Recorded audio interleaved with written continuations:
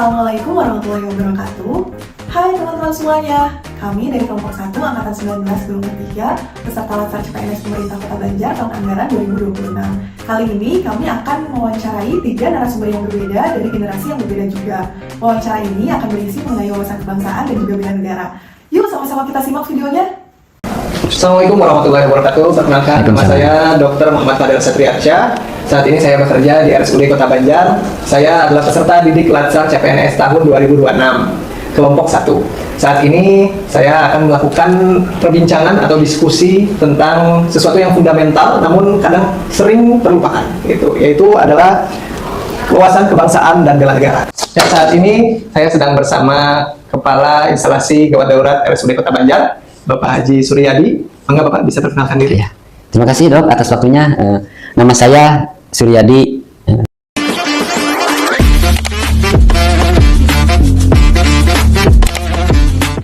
Kepala IGD RSUD Kota Banjar. Ya, terima kasih. Baik Pak Haji, kita mulai saja. Ya. Untuk wawancaranya, pertanyaan pertama Pak Haji. Ya, siap Dok. Sebagai seorang nakes, bagaimana Bapak memaknai konsep bela negara dalam profesi medis Pak? Bela negara bagi nakes itu kan berarti kita harus berperang secara fisik. Nah, melainkan kita berjuang di garis depan untuk menjaga kesehatan nasional. Setiap pasien atau nyawa yang kita selamatkan dan setiap upaya edukasi kesehatan yang kita berikan kepada pasien adalah sebagai bentuk nyata dari kami sebagai nakes untuk menjaga kedaulatan bangsa ini dari ancaman penyakit dan wabah. Pertanyaan selanjutnya Pak Haji, ini tentang menghadapi ancaman hoax dan pandemi. Nah, pertanyaannya, saat ini banyak ancaman berupa hoax kesehatan yang memecah belah masyarakat. Bagaimana peran nakes dalam bela negara menghadapi hal ini Pak Haji? Nakes pada hal ini, nakes berperan sebagai agen literasi ya. Melawan hoax kesehatan dengan informasi berbasis ilmiah atau evidence based adalah cara kita melindungi masyarakat dari kebingungan dan perpecahan, khususnya di bidang kesehatan. Ini adalah bentuk pertahanan informasi di bidang kesehatan yang kami lakukan. Baik Pak Haji. Pertanyaan selanjutnya tentang rela berkorban Pak Haji. Salah satu nilai bela negara adalah rela berkorban. Bagaimana Bapak melihat nilai ini dalam tugas nakes di daerah terpencil atau pada situasi yang darurat Pak? Ya. Rela berkorban bagi kami sebagai nakes berarti menempatkan keselamatan pasien di atas kepentingan pribadi atau keluarga ya. Seperti waktu istirahat ataupun waktu berkumpul dengan keluarga, terutama bagi rekan-rekan kita yang bertugas di tempat-tempat IDT atau tempat terpencil, mereka adalah merupakan sebagai benteng kedaulatan kita dalam bidang kesehatan. Baik Pak Haji, pertanyaan terakhir Pak. Ya.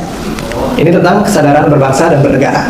Di tengah maraknya pengaruh budaya luar, bagaimana seorang nakes tetap menjaga identitas bangsa dalam praktiknya Pak? Terima kasih. Dengan mengutamakan kearifan lokal dalam berkomunikasi terhadap pasien, misalnya kita menggunakan bahasa yang mudah dipahami oleh masyarakat setempat ataupun pasien dengan bahasa, kalau di Banjar di sini menggunakan bahasa Sunda dan juga ada bahasa Jawa. Nah, dengan menghormati adat istiadat setempat juga kita tidak bertentangan dengan medis.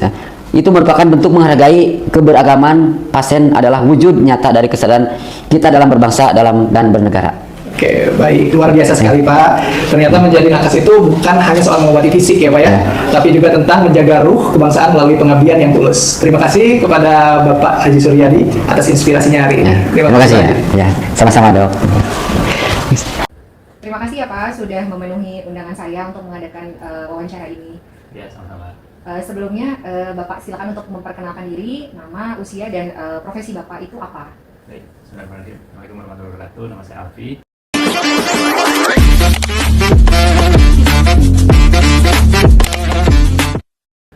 Usia saya 41 tahun, profesinya sebagai pengelola lembaga pendidikan. Baik Pak, pertanyaan pertama dari saya, menurut Bapak, apakah arti Bhinneka Tunggal Ika dan apakah slogan atau semboyan Bhinneka Tunggal Ika ini masih relevan saat ini? Dan bagaimana kita menjaga semboyan Bhinneka Tunggal Ika ini agar tetap menjadi perisai dalam kehidupan modern demi menjaga persatuan dan kesatuan? Ya, saya kira Bhinneka Tunggal Ika ini sebuah suku guru yang perlu dipertahankan, apalagi di era digital sekarang, di mana informasi sangat tersebar Jadi siapapun bisa dapat informasi, siapapun dimanapun. Nah, dengan Bhinneka Tunggal Ika kita bisa mempertahankan keberagaman yang ada itu dengan terus mengikat dalam satu bingkai negara kesatuan Republik Indonesia. Baik, jadi biar tetap ingat terhadap asal-usul kita gitu ya Pak ya, walaupun Betul. kita berbeda-beda ya. Ya. Bapak mungkin tahu ya istilah bela negara. Mungkin dulu zaman orang tua Bapak gitu ya, sangat familiar sekali dengan istilah tersebut. Kadang-kadang istilah bela negara ini sering disalahartikan sebagai upaya militeristik gitu. Jadi kayak mau perang gitu, wajib militer seperti itu ya. Nah, bagaimana Bapak mendefinisikan bela negara bagi masyarakat di masa damai yang nggak ada perang seperti sekarang nih Pak? Ya sekarang kan kita udah dalam kondisi merdeka gitu ya. Dulu guru-guru kita selalu bilang tugas kita sekarang adalah mengisi kemerdekaan ya. Jadi ya disesuaikan saja dengan posisinya masing-masing gitu. Jadi contoh misalnya ya anak yang masih SD sekolah misalnya kan usia pelajar ya, bela negaranya adalah belajar yang benar gitu. Supaya nanti ketika dewasa kelak dia udah menjadi pemimpin apapun di masyarakat, memimpin perusahaan, dia akan menjadi orang yang memang bisa bermanfaat buat bangsa ini gitu kan. Jadi ya saya misalnya sekarang yang usianya sudah segini, ya tugas saya bagaimana agar saya di lembaga pendidikan misalnya bagaimana menyiapkan generasi penerus bangsa gitu kan, untuk kemudian nanti mereka akan menggantikan kita ini yang sudah lebih dulu. Oke, nah dari tadi kan kita bicara tentang bagaimana di zaman modern ini informasi, media sosial dan segala macam kayaknya kurang banyak gitu bagus-bagusnya gitu, kayaknya lebih banyak ketidakbagusannya. Nah, menurut Bapak, adakah peran teknologi digital sebagai salah satu instrumen untuk bela negara? Ya itu setiap ada sebuah perkembangan apapun ya dari dulu zaman mesin uap ditemukan, listrik dan seterusnya, itu akan selalu ada dampak negatif. Ya. Nah, sekarang kita masuk di zaman era internet yang tadi sudah disebutkan media kemudian berita itu tidak bisa ditahan. Nah namun tentu akan ada juga sebagian kelompok atau orang yang kemudian bisa memanfaatkan itu, misalnya AI. Nah, AI juga kan tergantung gunanya, mau digunakan sebagai apa kan gitu. Kalau digunakan untuk kebaikan, misalnya AI sekarang aja bisa dipakai untuk menangkal hoax gitu ya, melihat ini algoritmanya berita datang dari mana pertama kali, benar atau enggak, itu sudah ada gitu yang memakai AI untuk itu. Tapi juga ada bahkan AI dipakai untuk memproduksi video-video hoax gitu ya, berita-berita hoax yang gitu. Ya lagi-lagi ujungnya tadi literasi gitu. Bagaimana masyarakat kita tidak mudah percaya hanya dengan headline, belum tentu beritanya. Jadi kembali ke penggunanya ya Pak ya. Betul. Sebetulnya seperti pedang bermata dua ya. Kalau yang memakainya smart ya akan jadi teknologinya akan menjadi sesuatu yang positif. Tapi kalau misalnya ternyata penggunanya kurang literasi gitu, tentu ya malah akan menyebarkan banyak hoax gitu ya Pak ya. Betul sekali. Baik. Bapak ini sebagai generasi milenial kira-kira nih, menurut Bapak apa strategi terbaik untuk menanamkan nilai-nilai bela negara kepada generasi setelah Bapak? Gen Z gitu ya kita bilangnya, atau yang lebih muda lagi nih, Gen Alpha yang memiliki pola pikir global dan sangat bergantung pada teknologi. Ya kembali lagi kepada jati diri bangsa sebetulnya gitu. Jadi Indonesia ini kan bangsa yang sangat gotong royong sebetulnya. Kita bisa cek lah gitu ya, apapun bencana yang menghadapi Indonesia itu selalu akan selesai dengan masyarakat yang bergotong royong. Nah jadi itu aja dijaga gitu, itu aja dijaga agar kegotong royongannya terus dipertahankan, juga diperbaiki yang hari ini mungkin dipertontonkan di media terkait korupsi misalnya gitu kan, terkait dengan wewenang kekuasaan yang berlebihan misalnya gitu, itu tidak dilanjutkan gitu yang buruk-buruknya gitu kan. Karena hari ini kita disuguhi dengan berita-berita yang bikin miris, hampir seminggu sekali ada OTT kepala daerah lah apalah gitu kan. Nah itu mungkin jadi cerminan untuk Gen Z untuk memperbaiki itu semua, bahwa Indonesia ini kalau nggak dikorupsi kaya loh gitu kan. Nah, maka ayo berbenah. Baik Bapak, terima kasih sekali atas waktunya untuk mengikuti wawancara ini. Mudah-mudahan kita dapat ambil nilai positifnya Pak ya, bahwa ternyata di masa modern saat ini bela negara, wawasan kebangsaan itu masih diperlukan demi menjaga persatuan kesatuan bangsa, walaupun mungkin metodenya teknisnya berbeda dengan zaman kemerdekaan dahulu. Ya. Terima kasih ya Pak Alwi ya. Sama. Assalamualaikum warahmatullahi wabarakatuh. Perkenalkan, nama saya Dr. Sebastiana Regita Kesnawani, peserta Laskar CPNS tahun anggaran 2026 dari kelompok 1.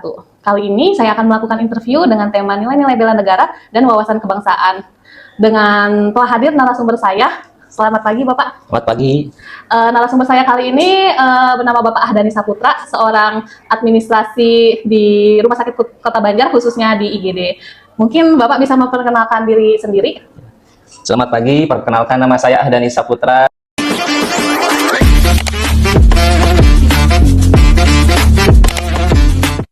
Sebagai administrasi perkantoran di RSUD Kota Banjar. Baik, terima kasih Bapak sudah meluangkan waktunya yang berharga di tengah kesibukannya hari ini. Ya, ini saya mulai saja Pak dari pertanyaan pertama. Mungkin bagaimana Bapak menerapkan nilai dari Bhinneka Tunggal Ika dalam pelayanan administrasi di rumah sakit ini? Karena kan setiap harinya yang kita tahu pasien ini dari berbagai latar belakang, Bapak. Iya. Kalau saya menerapkannya dengan memberikan pelayanan yang inklusif dan non-diskriminatif. Dalam administrasi, setiap pasien tanpa memandang suku, agama, ras, atau golongan, semuanya memiliki hak yang sama untuk mendapatkan prosedur yang cepat dan transparan. Saya tetap memastikan tutur kata saya dan sikap saya tetap profesional, serta menghormati keberagaman budaya pasien yang datang ke RSUD Kota Banjar. Baik Bapak, terima kasih. Berarti intinya kita tidak boleh membeda-bedakan pasien Betul sekali. dari manapun ya Pak ya? Iya. Ya. Untuk pertanyaan yang kedua Bapak, menurut Bapak ini, apakah kaitan antara wawasan kebangsaan dengan integritas seorang staf administrasi di rumah sakit ini Bapak? Kalau soal wawasan kebangsaan memberikan landasan bahwa kepentingan bangsa dan negara dalam hal ini, pelayanan kesehatan publik, harus di atas kepentingan pribadi atau golongan. Dengan pemahaman ini, saya akan menjaga integritas saya dengan menolak segala bentuk gratifikasi atau ruang pelicin sebagai pelicinnya dalam pengurusan berkas karena hal tersebut merusak tatanan keadilan sosial bagi seluruh rakyat Indonesia. Baik Bapak, terima kasih. Untuk pertanyaan ketiga Bapak, nah ini nih, jika ada mungkin kebijakan baru dari pemerintah pusat ataupun pemerintah Kota Banjar ini mengenai sistem JKN, Jaminan Kesehatan Nasional kita, yang cukup kompleks Bapak mungkin, bagaimana sikap Bapak sebagai pelaksana administrasi? Kalau sebagai wujud kesadaran berbangsa dan bernegara, saya akan mempelajari kebijakan tersebut terlebih dahulu secara mendalam agar dapat memberikan edukasi yang benar kepada masyarakat. Saya tidak akan mengeluh di depan pasien, melainkan menjadi solusi untuk menjembatani antara kebijakan negara dan kebutuhan layanan kesehatan masyarakat begitu. Baik Bapak, terima kasih. Kan salah satu nilai bela negara ini adalah rela berkorban ya Pak ya. Bagaimana Bapak mengimplementasikannya jika terjadi lonjakan pasien ataupun situasi darurat di rumah sakit Bapak? Kan kayak kemarin contohnya ada yang keracunan MBG gitu, mungkin bagaimana Bapak? Saya siap mencurahkan waktu dan tenaga lebih, misalkan dengan tetap berjaga di meja administrasi melampaui jam kerja saya yang normal jika terjadi seperti tadi kejadian situasi yang darurat seperti pandemi atau KLB yang kemarin. Saya memahami bahwa kelancaran administrasi adalah kunci agar tenaga medis bisa bekerja dengan fokus sehingga pengorbanan waktu saya berdampak langsung pada keselamatan nyawa orang lain. Wow, keren. Baik Bapak, terima kasih atas interview yang sangat bagus hari ini, yang informasi yang Bapak berikan sangat berharga. Di sini saya izin menyimpulkan ya Bapak, di mana bahwa kita sebagai ASN, khususnya di rumah sakit ini, harus memberikan pelayanan yang baik dan tidak ada diskriminasi kepada siapapun, kepada semua pasien ya Bapak ya. Dan kita pun juga harus mematuhi aturan yang ada, mengikuti SOP yang baik, serta kita harus mementingkan kepentingan umum di atas kepentingan pribadi. Mungkin ya Bapak? Betul sekali. Siap Bapak. Terima kasih banyak Bapak. Sama-sama. Mohon maaf jika ada kata-kata yang sangat kurang atau berkenan di hati Bapak. Iya. Oke, saya tutup ya Bapak ya. Terima kasih banyak. Wassalamualaikum warahmatullahi wabarakatuh. Dari hasil wawancara hari ini membuktikan bahwa nilai-nilai kebangsaan itu bersifat dinamis namun tetap berakar pada prinsip yang sama. Ternyata berbeda generasi, berbeda pula cara memaknai bela negara. Tapi satu yang pasti, dedikasi untuk Indonesia tidak pernah basi. Semoga perbincangan dengan ketiga narasumber hebat tadi menambah wawasan baru untuk kita tentang pentingnya menjaga persatuan. Melalui pandangan lintas generasi ini, kita belajar bahwa menjaga kedaulatan bangsa dan negara adalah tanggung jawab bersama yang berkelanjutan. Terima kasih telah menyaksikan wawancara ini, semoga bermanfaat bagi penguatan wawasan kebangsaan dan bela negara kita semua.